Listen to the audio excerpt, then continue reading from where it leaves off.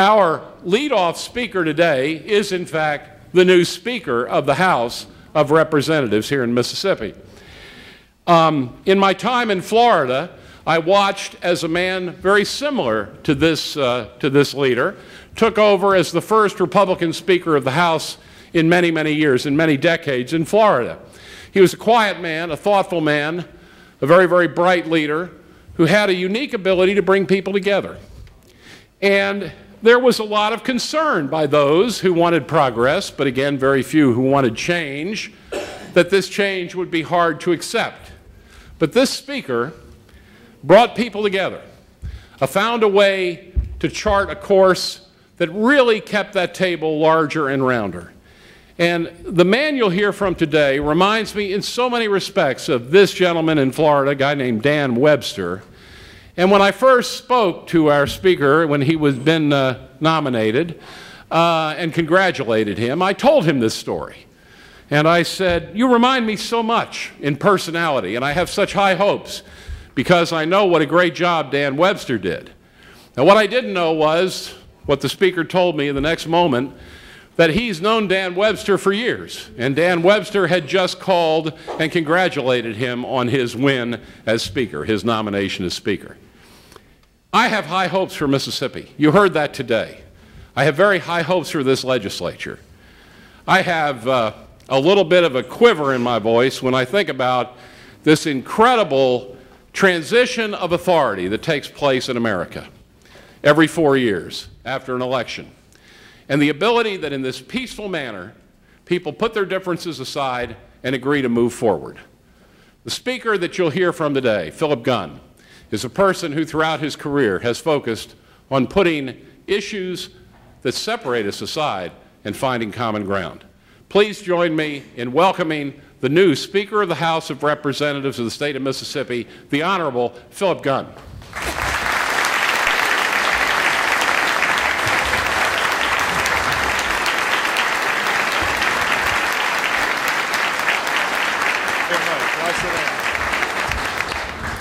Well, thank you very much for that very kind and generous introduction. I appreciate that. I don't always get that. As you know, we just finished an election cycle. I was running for re-election, had an opponent, and barely slipped by and beat him. He was from Yazoo City, which is in part of my district. But I was speaking to a woman's club as part of my re-election, and this elderly woman was introducing me, and she said, went through the introduction of who I was and all of that. And she said, "We really need to vote for Philip because the guy we got in there now is no good at all." And so you don't always get those kind of introductions, and so that was very generous.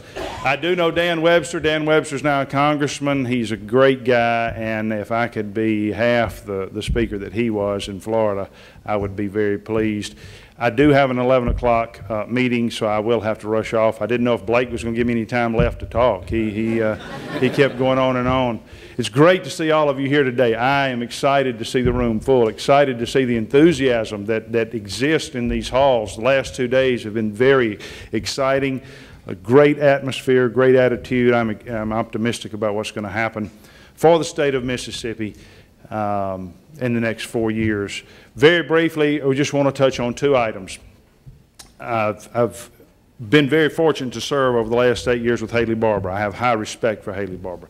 I think he's an intelligent man. He knows politics. He knows issues. He knows policies better than anybody I've ever been around. He also has taught me that polling is a big deal for him. I've watched him. He polls a lot. He likes to know what the people are thinking. He likes to know what the issues are. And that's very important. Having information is a great tool.